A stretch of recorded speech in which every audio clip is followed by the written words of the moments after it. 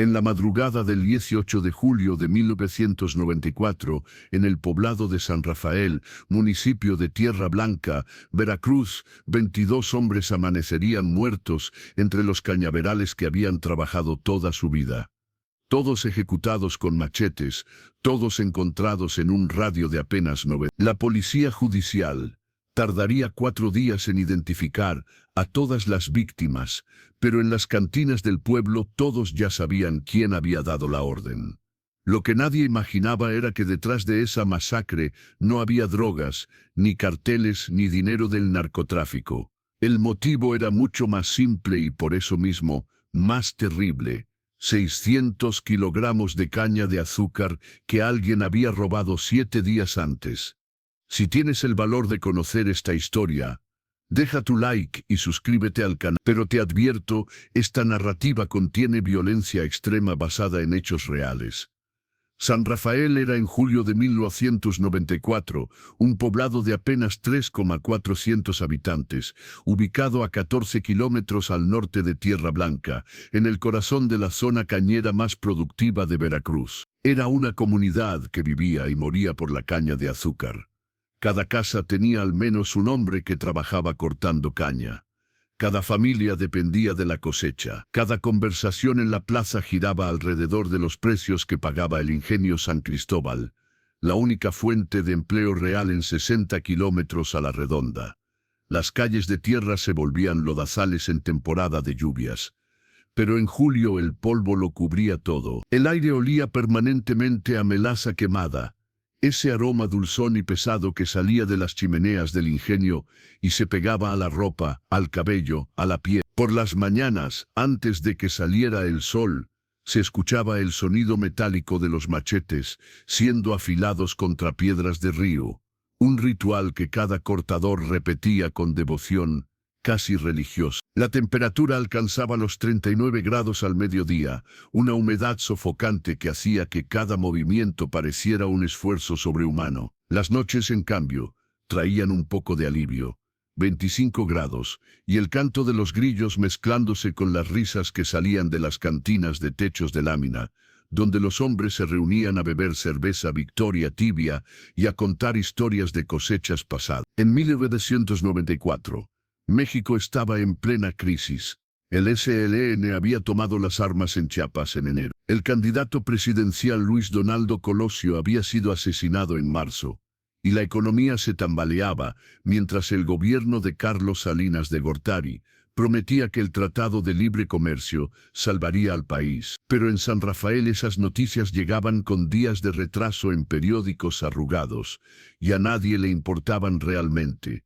Lo único que importaba era si el ingenio pagaría a tiempo, si la cosecha sería buena, si habría suficiente trabajo para todos. Amadeo Fuentes Serrano tenía 44 años en julio de 1000. Era un hombre de estatura promedio, pero de complexión robusta, con brazos gruesos marcados por décadas de trabajo bajo el sol implacable de Veracruz. Su rostro estaba curtido, atravesado por arrugas profundas que le daban aspecto de hombre mayor, y una cicatriz irregular le cruzaba el antebrazo izquierdo desde el codo hasta la muñeca, recuerdo de un accidente con un machete, cuando tenía 21 años y todavía aprendía el oficio. Sus manos eran enormes, callosas, con dedos deformados por los años de agarrar el mango de madera del machete. Le decían el búfalo desde joven, no por violento, sino porque trabajaba con una resistencia que parecía inhumana. Cuando los demás cortadores necesitaban descansar cada hora bajo la sombra escasa de algún árbol, Amadeo seguía adelante, machete tras machete, surco tras surco, como si el calor no existiera para él. Era capaz de cortar 9 toneladas de caña en un día, cuando el promedio de un buen cortador era 5.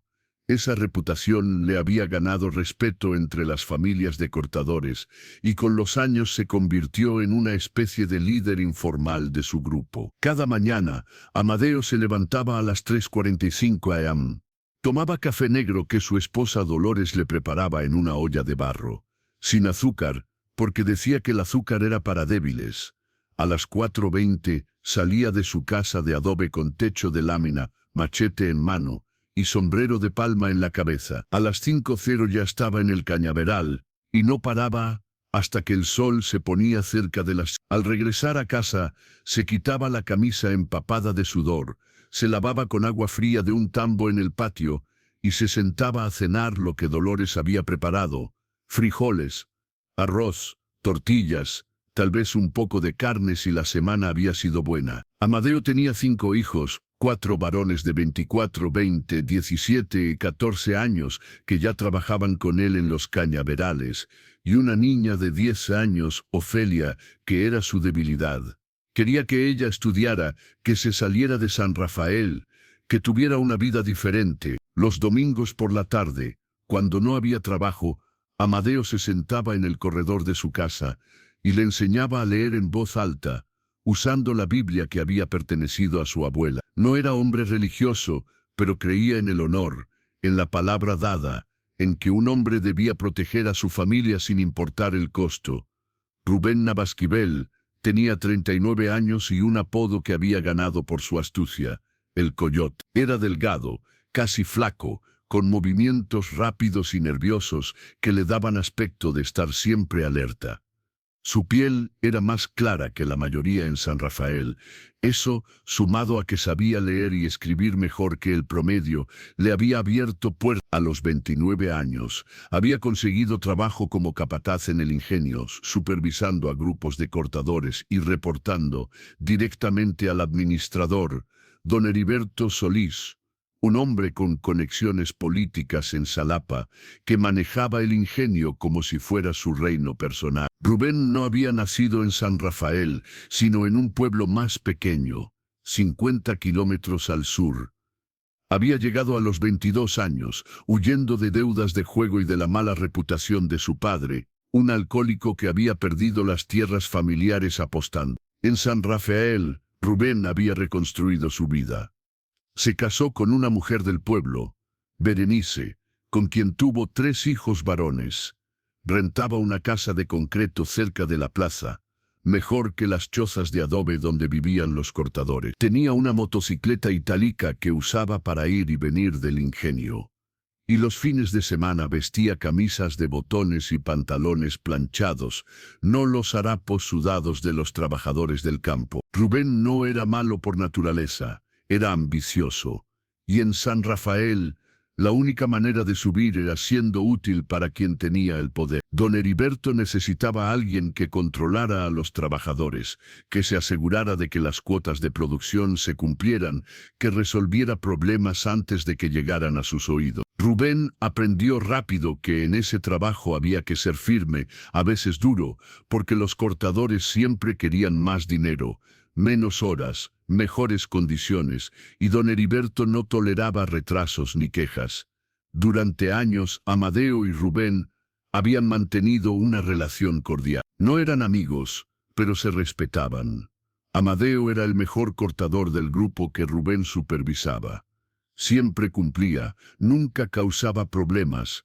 Rubén, a su vez, trataba a Amadeo con la deferencia que se le debe a un hombre mayor y respetado. Pero en San Rafael, como en todos los pueblos pequeños, existían tensiones antiguas que nadie mencionaba pero que todos conocían. Las familias Fuentes y Nava habían tenido disputas por tierras en los años 70, conflictos que se habían resuelto mal, dejando resentimientos que pasaban de generación en generación como herencia envenenada. Si esta historia te está haciendo cuestionar todo lo que creías saber sobre justicia, deja tu like ahora mismo. Suscríbete al canal para más casos reales que desafían la línea entre el bien y el mal.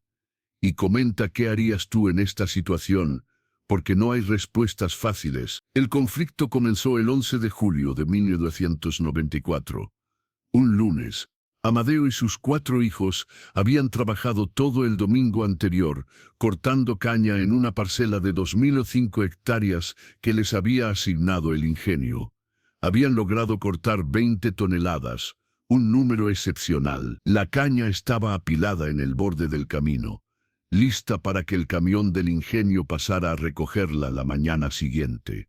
Esas 20 toneladas representaban el trabajo de una semana completa para la familia Fuente. Más de 4.500 pesos que necesitaban desesperadamente, porque Dolores estaba enferma de los riñones y los medicamentos costaban casi 1,200 pesos mensuales. Cuando Amadeo llegó al lugar el lunes por la mañana a las 5:10 a.m., la caña no estaba. Las 20 toneladas habían desaparecido. Solo quedaban las marcas en la tierra donde había estado apilada y algunas cañas sueltas que se habían caído durante el robo. Amadeo sintió que el mundo se detenía. Se quedó ahí parado, mirando el espacio vacío, tratando de entender lo que había pasado. Sus 4 hijos llegaron minutos después y encontraron a su padre inmóvil, con los puños cerrados y la mandíbula apretada. No había duda de quién había sido.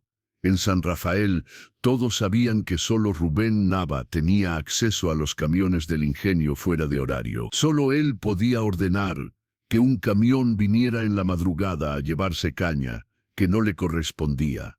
Y la semana anterior, Amadeo había tenido una discusión fuerte con Rubén, porque el capataz había querido asignarle una parcela más lejana, de peor calidad. Amadeo se había negado, había reclamado, había alzado la voz frente a otros trabajadores.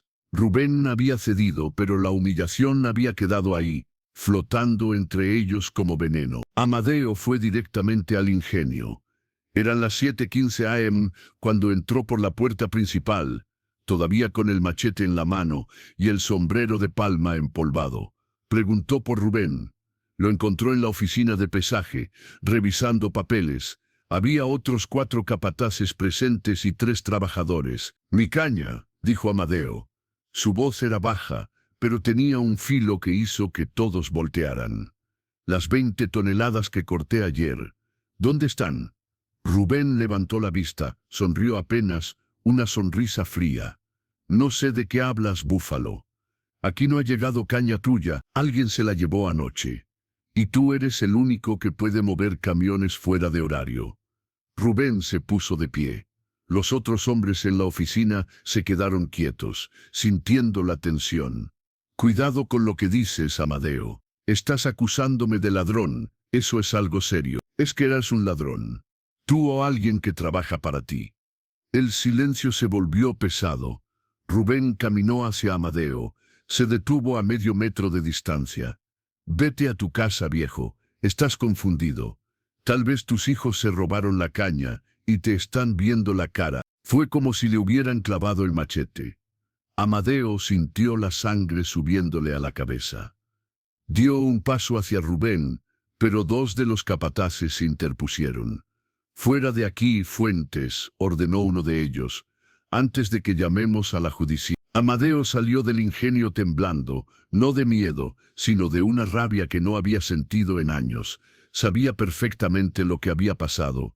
Rubén le había robado la caña como castigo por haberlo desafiado, por haberlo hecho quedar mal frente a los otros trabajadores. Los días que siguieron al robo de la caña fueron de una tensión silenciosa que se extendía por San Rafael, como niebla espesa. Amadeo intentó primero resolver las cosas por las vías correctas, o al menos por las vías que existían en un pueblo, donde la ley era más una sugerencia que una realidad. El martes 12 de julio, un día después del robo, Amadeo caminó hasta la delegación municipal, un edificio de concreto despintado con 3 escritorios y un ventilador que no funcionaba. El delegado, un hombre llamado Leopoldo Vega, escuchó la denuncia mientras se abanicaba con un periódico viejo.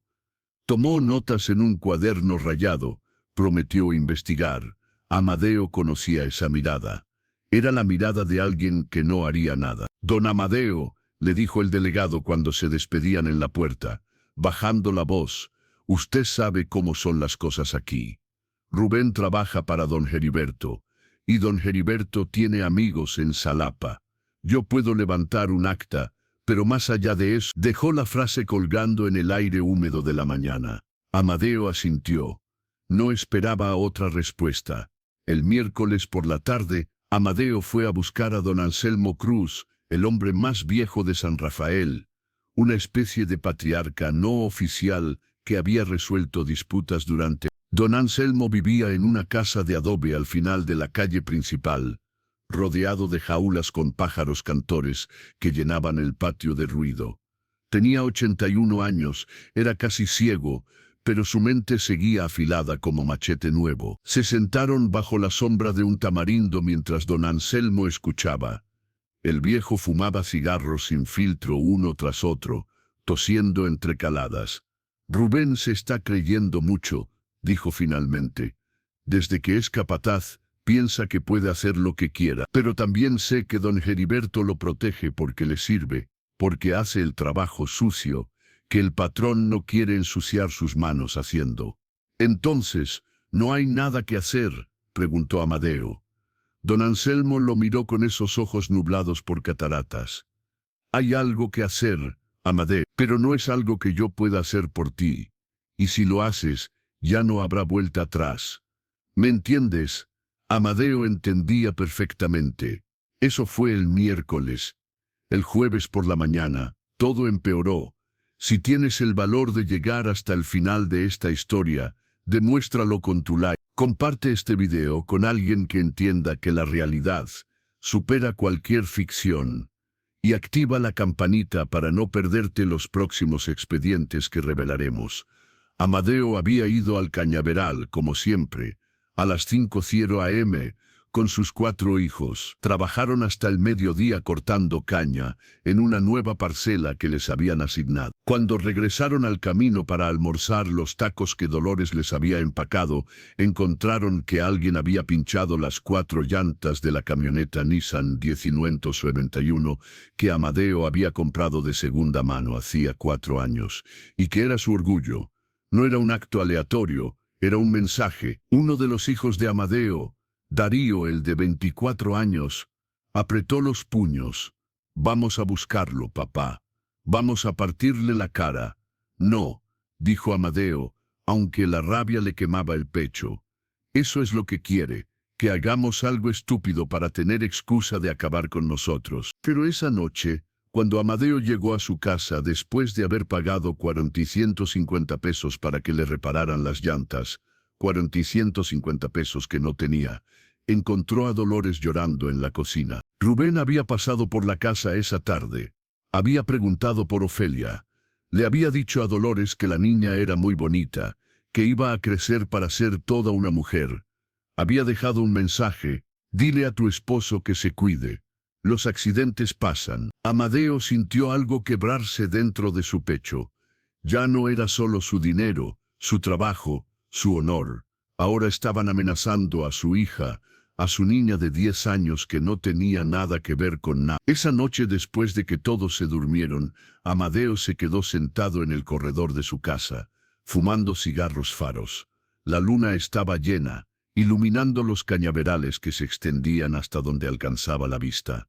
Pensó en Ofelia, en cómo le había enseñado a leer, en sus sueños, de ser maestra algún día. Haría lo que fuera por protegerla. Había pensado Amadeo muchas veces, lo que fuera. No sabía que en menos de una semana tendría que probar esas palabras. El viernes por la mañana, Amadeo no fue a trabajar al cañaveral. En su lugar, tomó su camioneta y manejó 3 horas, hasta el puerto de Veracruz. Conocía a un hombre allá, Gilberto Santos, primo lejano de su difunto padre, que trabajaba en el mercado de pescados. Pero Gilberto también tenía otros negocios de los que no se hablaba abiertamente, pero que todos conocían. Se encontraron en un restaurante cerca del malecón, un lugar lleno de trabajadores portuarios que comían pescado frito y bebían cerveza a las 10 de la mañana. El lugar olía a mar y aceite quemado. Moscas revoloteaban sobre las mesas pegajosas. «Necesito algo», le dijo Amadeo después de los saludos. Gilberto, un hombre delgado con cicatrices en los brazos, encendió un cigarro. «¿Qué tipo de algo?» «Lo que usen para trabajar». Gilberto lo miró largamente. Dio una calada profunda a su cigarro. «Eso cuesta». «¿Cuánto?» «Depende. ¿Para qué lo necesitas?» Amadeo no respondió directamente. «Para proteger lo mío». Gilberto asintió despacio. Entendía el lenguaje, 120 por cada uno.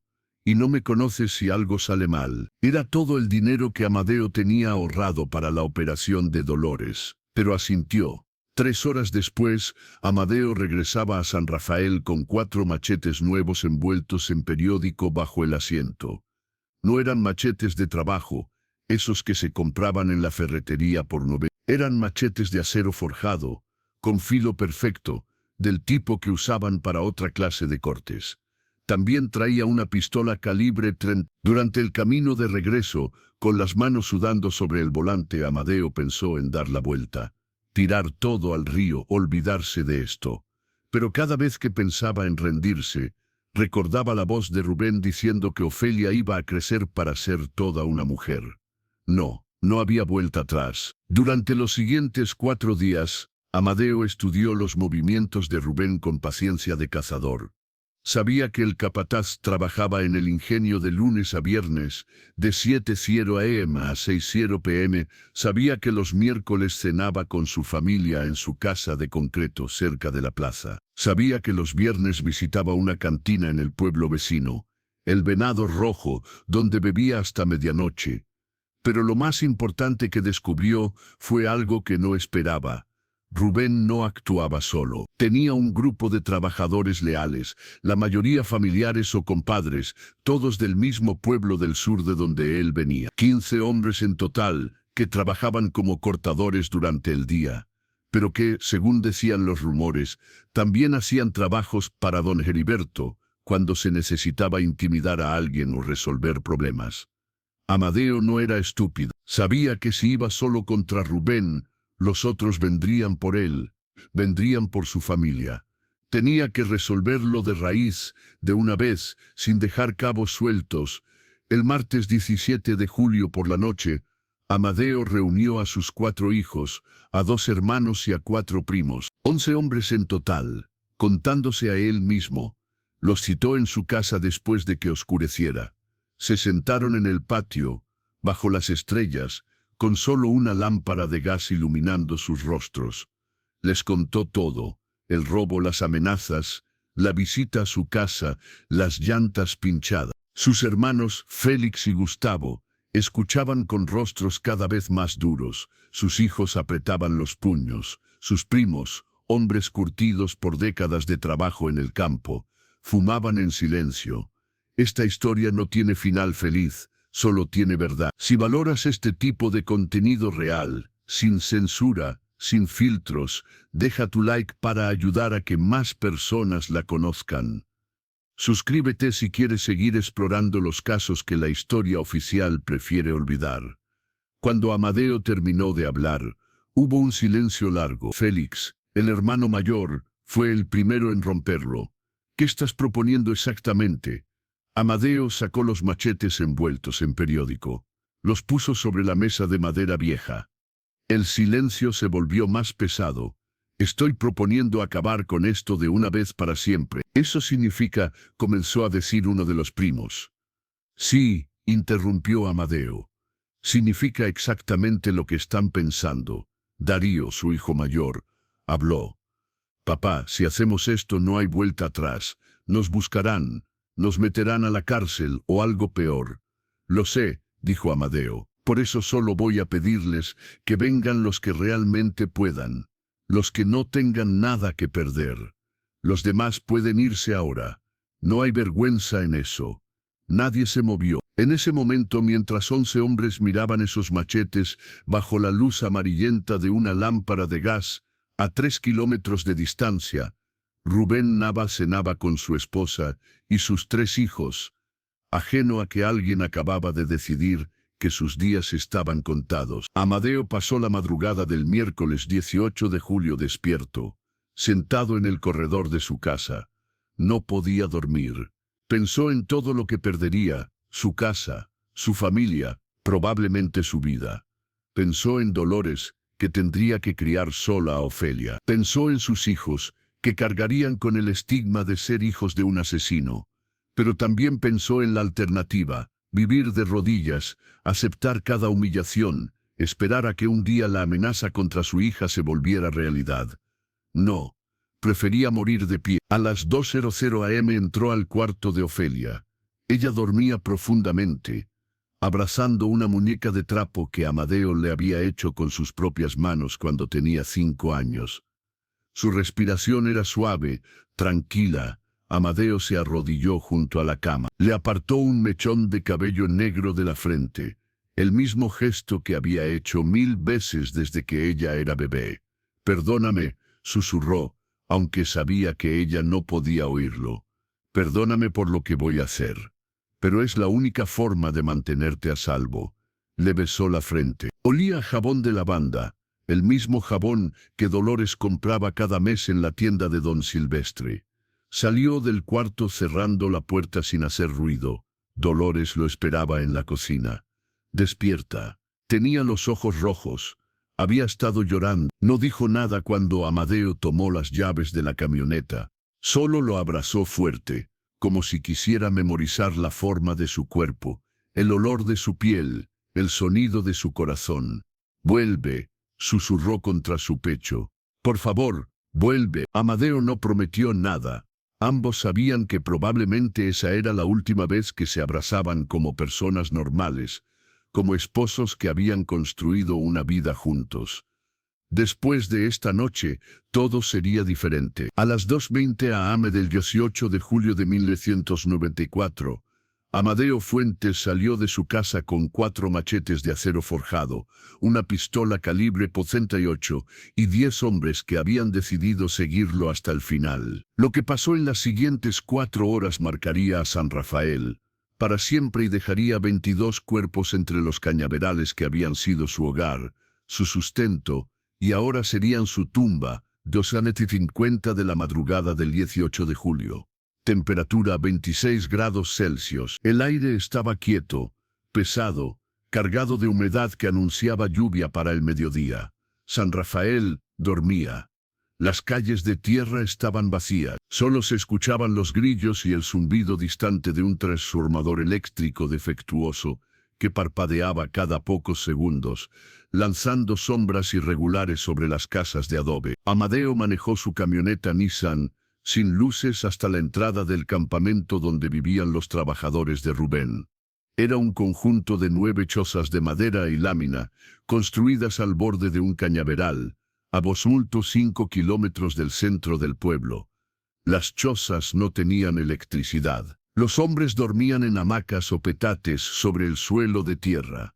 Eran trabajadores temporales que Rubén había traído del sur, hombres sin familia en San Rafael, sin lazos, sin nadie que los echara de menos y desaparecían. Amadeo apagó el motor. El silencio era absoluto, interrumpido solo por los ronquidos que salían de las chozas.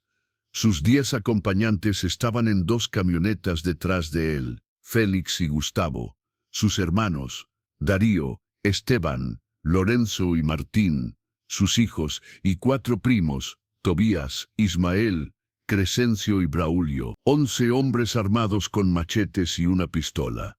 Las manos de Amadeo no temblaban. Eso lo sorprendió. Había esperado miedo, tal vez arrepentimiento de último momento, pero solo sentía una calma fría, casi antinatural, como si todo esto, la camioneta estacionada en la oscuridad, los machetes envueltos en trapos, los hombres esperando su señal, fuera una pesadilla de la que despertaría en cualquier momento.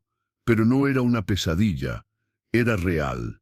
Amadeo tomó uno de los machetes. El acero brilló levemente bajo la luz de la luna. Había afilado la hoja esa misma tarde, pasándola contra la piedra de río hasta que el filo podía cortar papel sin presión. Respiró profundo. Cerró los ojos un momento. «Perdóname, Dios», susurró. «Perdóname por lo que voy a hacer». Abrió la puerta de la camioneta. Los demás hicieron lo mismo. 11 sombras silenciosas, moviéndose entre los cañaverales hacia las chozas dormidas. 3:05 a.m. La primera choza. Amadeo entró. Adentro, 4 hamacas colgaban de las vigas de madera. 4 hombres dormían profundamente exhaustos por 12 horas de trabajo bajo el sol. El olor a sudor y tierra impregnaba el aire. Uno de ellos roncaba. Amadeo se acercó a la hamaca más cercana. El hombre tenía tal vez 26 años. Su machete de trabajo descansaba contra la pared. Amadeo levantó el suyo. Por un segundo, solo un segundo, dudó. Este hombre dormía. No era una amenaza en este momento. Era solo un trabajador como él, un hombre tratando de sobrevivir en un mundo difícil. Pero también era uno de los que habían ayudado a robar su caña, uno de los que trabajaban para Rubén, uno de los que había estado allí cuando amenazaron a su familia. Amadeo bajó el machete. El hombre nunca despertó. Los otros tres tampoco. En 40 segundos la primera choza quedó en silencio. 3:20 AM. Segunda choza. Félix y Gustavo entraron juntos. 3 hombres adentro. 2 dormían en hamacas, uno en petate sobre el suelo. Uno de ellos, el más joven, apenas tendría 20 años. Tenía una fotografía clavada en la pared de madera. Él con una mujer y un bebé. Su familia, probablemente esperándolo en algún pueblo del sur de Veracruz, contando los días hasta que regresara con dinero. Félix miró la fotografía. Después miró al muchacho durmiendo. Apretó el mango del machete con más fuerza. Tenías que elegir mejor a tus amigos, murmuró. 5 minutos después, la segunda choza estaba silenciosa. 3:30 AM. Tercera choza. Amadeo llegó a la tercera choza. Esta era diferente. Cuando abrió la puerta, uno de los hombres estaba despierto, sentado en una silla de plástico, fumando un cigarro. Era el vigilante, un hombre de unos 42 años, delgado con una cicatriz que le cruzaba el cuello. Sus ojos se encontraron. El hombre intentó gritar. Amadeo fue más rápido. El cigarro cayó al suelo, todavía encendido. Había otros 3 hombres en la casa. Despertaron con el ruido. Vieron a Amadeo parado en la puerta, machete en mano. Uno de ellos intentó alcanzar su propio machete. No lo logró. El otro trató de correr hacia la ventana. Tampoco llegó. El tercero se quedó paralizado, rogando con las manos levantadas. Cuando Amadeo salió de la choza, las piernas apenas lo sostenían. Se apoyó contra la pared de madera. Respiraba con dificultad. No era cansancio físico. Era el peso de lo que acababa de hacer, de lo que estaba haciendo. Si esta historia te tiene al borde de tu asiento, deja tu like ahora, porque lo peor aún no ha llegado. 3:45 AM. Cuarta y quinta chozas. Los primos Tobías e Ismael se encargaron de ellas. 7 hombres más. Algunos despertaron, algunos intentaron defenderse. Ninguno tuvo oportunidad. Los machetes de trabajo no eran rival para machetes de acero forjado manejados con desesperación. En una de las chozas, Tobías encontró algo que lo detuvo. Debajo de un petate, un cuaderno escolar. Lo abrió. Estaba lleno de cuentas, dinero enviado a casa, deudas pendientes, sueños escritos en letra torpe. Comprar terreno, construir casa, casarme con Lourdes. Tobías cerró el cuaderno. Lo dejó donde estaba. Algunos sueños morirían esta noche. 4:10 AM. Sexta choza. Amadeo llegó a la sexta choza. Esta era más grande que las otras. Adentro había 5 hamacas, y en una esquina, un catre de metal con colchón. Aquí dormía Rubén Nava, pero Rubén no estaba. El catre estaba vacío. La manta revuelta, todavía tibia, se había levantado hacía poco, tal vez 15 minutos. Amadeo miró alrededor. La ropa de Rubén colgaba de un clavo en la pared. Sus botas estaban junto a la puerta. No había huido. Un ruido afuera. Amadeo salió de la choza. A 60 metros, cerca de los cañaverales, vio una figura moviéndose. Era Rubén. Había ido a orinar. Estaba regresando. Se vieron a la distancia. Rubén se detuvo. Entendió inmediatamente lo que pasaba. Vio las chozas en silencio. Vio a los hombres de Amadeo emergiendo de ellas con machetes. Vio la muerte caminando hacia él. Rubén corrió, no hacia el pueblo donde podría pedir ayuda. Corrió hacia los cañaverales, hacia la única ventaja que tenía. Conocía ese terreno mejor que nadie.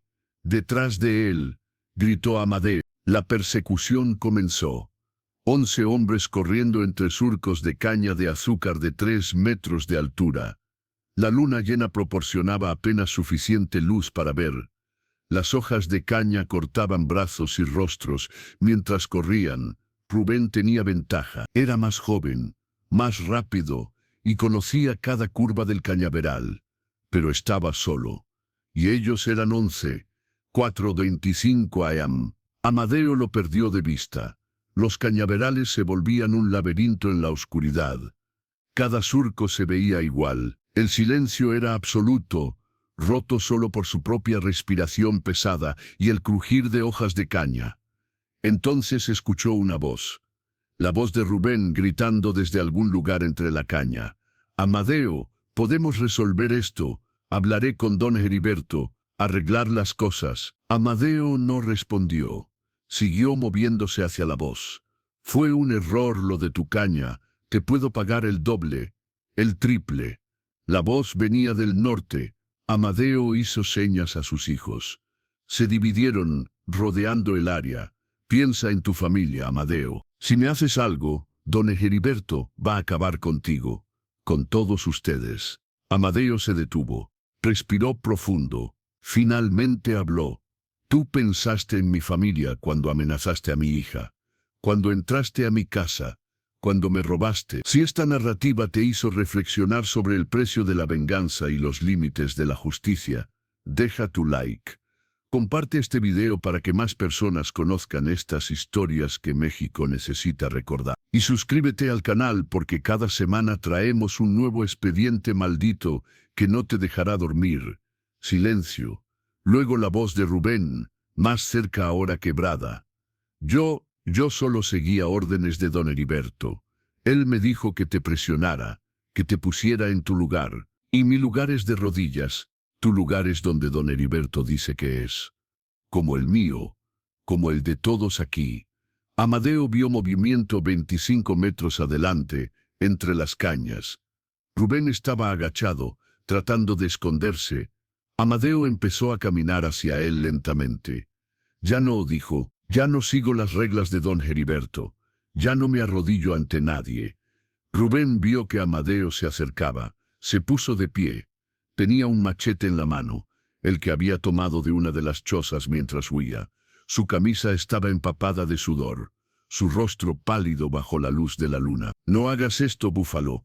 Por favor, tengo esposa, tengo hijos. Yo también». Se miraron a los ojos. Dos hombres parados entre los cañaverales a las 4:30 de la madrugada. Llegando al final de un conflicto que había comenzado con 600 kilogramos de caña robada y que terminaría con 22 vidas destruidas. «¿Sabes lo que me dijiste?», preguntó Amadeo. «Me dijiste que mis propios hijos me habían robado. Me humillaste frente a los otros trabajadores. Entraste a mi casa a amenazar a mi familia». «Lo siento», dijo Rubén. Y tal vez era verdad. Tal vez en ese momento, mirando la muerte a los ojos, realmente lo sentía. «Lo siento, Amadeo. De verdad, yo también». Amadeo alzó el machete. Rubén alzó el suyo. Por un momento parecía que iban a pelear como antiguos gladiadores. Pero entonces Darío emergió de las cañas detrás de Rubén, y Félix por el lado izquierdo, y Lorenzo por el derecho. Rubén entendió. Bajó el machete. «¿Vas a dejar que te recuerden así?», preguntó su última tentativa. «Como un asesino. ¿Ese es el padre que quieres que tu hija recuerde?». Amadeo no respondió, porque no había respuesta. Rubén tenía razón. Después de esta noche, Amadeo Fuentes sería recordado como el hombre que acabó con 22 personas en una noche. No como el buen padre, no como el trabajador honesto, como el asesino de San Rafael. Pero su hija estaría viva, estaría a salvo. Y eso era lo único que importaba. Lo que pasó después tomó menos de un minuto. Rubén cayó entre las cañas. Su sangre se mezcló con la tierra. Su último pensamiento probablemente fue para su esposa y sus 3 hijos, que despertarían en pocas horas para descubrir que el padre nunca regresaría. Faltaban 7 nombres más en la lista mental de Amadeo. 7 hombres que en ese momento comenzaban a despertar en sus casas del pueblo, sin saber que este sería su último amanecer. 4:55 AM. Amadeo y su grupo regresaron al campamento. Verificaron cada choza. 15 hombres habían dormido allí. Trabajadores que no estaban directamente involucrados en el conflicto, pero que eran parte del grupo de Rubén, que habían comido de ese dinero robado, que habían callado cuando debieron hablar. Amadeo se detuvo en la entrada de la séptima choza. Adentro escuchó algo que hizo que su corazón se detuviera. El llanto suave de un bebé. Entró. En una esquina, sobre una caja de madera que hacía las veces de cuna improvisada, un bebé de tal vez 8 meses lloraba. Junto a él, una mujer joven, no más de 22 años, dormía en un petate. Era la esposa de uno de los trabajadores, una mujer que había venido con su marido porque no tenían dónde dejar al bebé. Amadeo miró al bebé, miró a la mujer, miró el machete en su mano. Su mano tembló por primera vez en toda la noche. Su determinación vaciló. Este bebé era inocente, esta mujer era inocente, pero el hombre que dormía en la hamaca a 4 metros de ellos no lo era. Amadeo cerró los ojos. Vio el rostro de Ofelia, vio el futuro donde ella crecía sin miedo, donde estudiaba, donde se convertía en maestra como soñaba. Para que ese futuro existiera, este presente tenía que pasar. Abrió los ojos, hizo lo que tenía que hacer. Después salió de la choza sin mirar atrás. El bebé seguía llorando. La mujer despertó. Sus gritos se sumaron al llanto. Amadeo no se detuvo. 15 hombres estaban muertos en las chozas, pero quedaban 7 más. 7 trabajadores de Rubén que vivían en casas del pueblo. Amadeo conocía cada dirección. Las había memorizado durante los últimos 4 días. Los 11 hombres se dividieron en 3 grupos. Amadeo, con sus 2 hermanos, fue a la casa del primero, Jacinto Ureño, un hombre de 38 años que vivía solo en una choza a 2 cuadras de la plaza. Dormía profundamente cuando entraron. Nunca despertó. Darío y Lorenzo fueron a la casa del segundo, Filemón Arcos, 41 años, que vivía con su madre anciana. Lo encontraron en el patio trasero, preparándose para ir al trabajo. Intentó correr. No llegó lejos. Los primos fueron a 3 casas más. En cada una, la historia se repetía, hombres despertando al sonido de puertas abriéndose. Miedo en sus ojos al ver los machetes. Algunos rogaban, otros intentaban pelear. Ninguno sobrevivió. 6:10 a.m. 22 hombres estaban muertos. El cielo comenzaba a aclararse en el horizonte. Ese momento previo al amanecer donde todo se vuelve gris y las sombras empiezan a retirarse. Los gallos comenzaban a cantar en los corrales del pueblo. Pronto, muy pronto, San Rafael despertaría para un día normal. Niños irían a la escuela. Mujeres prepararían desayuno. Hombres saldrían a trabajar a los cañaverales y descubrirían el horror. Amadeo y sus 10 acompañantes caminaron de regreso a las camionetas. Nadie hablaba, no había nada que decir. Las ropas estaban manchadas. Los machetes goteaban. Las manos temblaban ahora, con toda la adrenalina de la noche convirtiéndose en shock. Amadeo se subió a su camioneta. Puso el machete en el asiento del pasajero. Miró sus manos sobre el volante. Manos que habían cortado caña durante 26 años. Manos que habían cargado a sus hijos de bebé. Manos que habían construido la cuna de Ofelia con sus propias manos. Ahora eran manos de asesino. Amadeo puso la frente contra el volante. Respiró profundo, tratando de controlar el temblor que le recorría todo el cuerpo.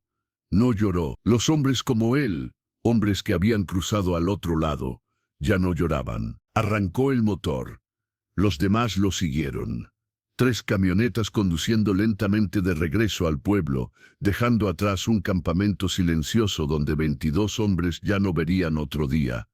A las 6:30 a.m., mientras Amadeo manejaba de regreso a su casa, el sol apareció completamente en el horizonte, dorado, hermoso, indiferente. Era el amanecer del 18 de julio de 1994, un día que San Rafael recordaría por generaciones. Pero el verdadero horror apenas comenzaba a descubrirse.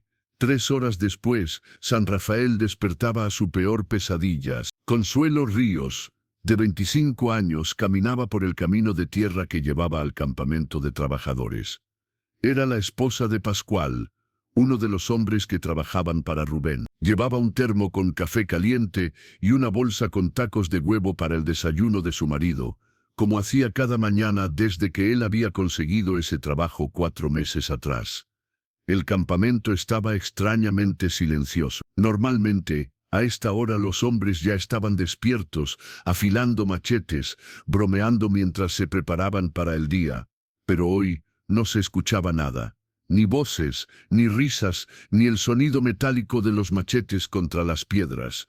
Consuelo sintió algo frío recorrerle la espalda. Aceleró el paso. Llegó a la primera choza. La puerta estaba abierta. Adentro, oscuridad. «¿Pascual?», llamó. Silencio. Entró, sus ojos tardaron un momento en ajustarse a la penumbra. Cuando lo hicieron, vio las hamacas, vio los cuerpos, vio la evidencia de violencia extrema que había ocurrido aquí. El termo cayó de sus manos. El café se derramó sobre la tierra. Consuelo abrió la boca para gritar, pero no salió sonido. Sus piernas se doblaron. Cayó de rodillas. Después, finalmente, gritó, un grito que despertó a medio San Rafael. A las 9:00 de la mañana, la noticia se había esparcido como fuego. El delegado Leopoldo llegó al campamento acompañado de 4 hombres del pueblo. Lo que vieron los dejó sin palabras. 9 chozas, 15 cuerpos, sangre que ya se había secado bajo el sol de la mañana. Leopoldo había sido delegado durante 14 años. Había resuelto disputas de tierra, había mediado en conflictos familiares, había arrestado a borrachos problemáticos, pero nunca había visto algo así. Con manos temblorosas, llamó a la Policía Judicial de Veracruz desde el único teléfono público del pueblo. Le tomó 4 intentos marcar el número correctamente. «Necesito refuerzos», dijo cuando finalmente contestaron. «Necesito a todos los que puedan enviar. Tenemos una masacre». El comandante Miguel Ángel Soto llegó a San Rafael a las 11:30 am, manejando una camioneta Suburban blanca con 10 agentes más. A sus 54 años, Soto había pasado 3 décadas en la policía judicial. Había trabajado en Reynosa durante los años más violentos de la guerra entre cárteles. Había procesado escenas de narcoejecuciones, había visto fosas clandestinas con decenas de cuerpos. Pero cuando llegó al campamento de trabajadores de San Rafael, incluso él tuvo que detenerse un momento para procesar lo que veía. 22 cuerpos en total, 15 en las chozas del campamento, 7 más en casas del pueblo, todos hombres, edades entre 20, todos trabajadores del campo. Todos ejecutados durante la madrugada, con machetes, y en algunos casos con disparos de pistola calibre .38. «Comandante», le dijo el agente Ramírez, un hombre joven de 30 años que llevaba solo 3 años en el cuerpo. «¿Qué tipo de persona hace algo así?». Soto caminó lentamente entre las chozas, observó los ángulos de los cortes, la posición de los cuerpos, los patrones de evidencia. Después de 30 años podía leer una escena del crimen, como otros leían el periódico. «No fue ejecución de cártel», dijo finalmente, encendiendo un cigarro delicado, aunque sabía que no debía fumar en una escena del crimen. Pero necesitaba algo, lo que fuera, para quitarse el sabor amargo de la boca. «Los cárteles dejan mensajes, dejan narcomantas. Quieren que todos sepan quién lo hizo. Entonces, ¿qué fue? Venganza personal. Alguien con lista específica. Alguien que conocía a estas personas. Sabía dónde vivían, cuándo dormían». Durante 4 días, el comandante Soto y su equipo trabajaron sin descanso. Identificaron a las víctimas, entrevistaron a familiares, hablaron con medio pueblo, y lentamente, muy lentamente, el patrón comenzó a emerger. Los 22 muertos tenían algo en común. Todos trabajaban para Rubén Nava, el capataz del ingenio San Cristóbal. Y Rubén Nava, descubrieron, había estado involucrado en una disputa seria con otro grupo de trabajadores. El viernes por la tarde, el patrón se volvió cristalino. Todo comenzó con 600 kilogramos de caña de azúcar robada. Una cantidad insignificante en términos económicos, tal vez, pero en un pueblo como San Rafael, donde el honor valía más que el dinero, donde un hombre se medía por su palabra y su capacidad de proteger lo suyo, esos 600 kilogramos valían todo. Amadeo Fuentes, dijo Soto a su equipo, reunidos en la delegación municipal, que habían convertido en comandancia temporal, 44 años, cortador de caña, líder respetado entre los trabajadores locales. Rubén Nava le robó su cosecha hace 2 semanas. Después lo humilló públicamente en el ingenio. Después amenazó a su familia. El agente Ramírez preguntó lo que todos estaban pensando. ¿Y cuándo lo encontremos, comandante? Soto aplastó su cigarro en un cenicero improvisado hecho con una lata de atún. Miró por la ventana hacia San Rafael, pueblo de calles de tierra y cañaverales infinitos. Pueblo que nunca volvería a ser el mismo. Cuando lo encontremos, dijo lentamente, eligiendo cada palabra con cuidado, voy a tener que arrestar a un hombre que probablemente hizo lo que cualquier padre habría querido hacer en su lugar. El sábado por la mañana, a las 6:00 a.m., el comandante Soto llegó a la casa de Amadeo Fuentes, una casa de adobe con techo de lámina, igual a 100 otras casas en San Rafael. Traía 10 agentes con él, todos armados. Amadeo estaba sentado en el corredor de su casa, como si los hubiera estado esperando. Vestía pantalón de mezclilla limpio y camisa blanca. Estaba recién bañado, recién afeitado. A su lado, sobre una mesa de madera vieja, había un termo con café. Cuando vio las camionetas llegar, se puso de pie. No corrió, no gritó, no sacó ningún arma. Simplemente levantó las manos lentamente, mostrando que estaban vacías. Soto bajó de la camioneta. Caminó hacia el corredor. Los 2 hombres se miraron a los ojos. Amadeo era más alto, más fuerte físicamente. Pero había algo en sus ojos, algo roto, algo muerto, que Soto había visto antes en hombres que habían cruzado una línea de la que no se regresa. ¿Amadeo Fuentes Serrano?, preguntó Soto, aunque ya sabía la respuesta. Sí, comandante. Está arrestado por 22 homicidios calificados cometidos en la madrugada del 18 de julio. Amadeo asintió. No mostró sorpresa, no mostró miedo. Lo sé, estaba esperándolos. Detrás de Soto, los agentes rodearon a Amadeo con armas en alto. Uno de ellos sacó las esposas. Pero antes de que pudieran esposarlo, Dolores salió de la casa. Tenía los ojos rojos de tanto llorar, pero caminó con dignidad hasta su esposo. Lo abrazó fuerte. Amadeo cerró los ojos, respiró el olor de su cabello, jabón de lavanda. Memorizó la sensación de sus brazos alrededor de él. Te esperaré, susurró Dolores. No importa cuánto tiempo. Te esperaré. Amadeo no pudo responder. Si hablaba, se quebraría. Y no podía quebrarse ahora. No frente a los policías, no frente a su esposa. Tenía que ser fuerte hasta el final. Cuando lo esposaron y lo metieron en la camioneta, Amadeo volteó para ver su casa una última vez.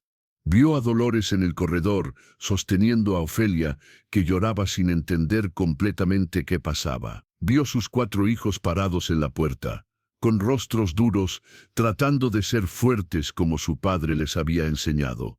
Vio su vida entera en ese momento, y supo que valió la pena.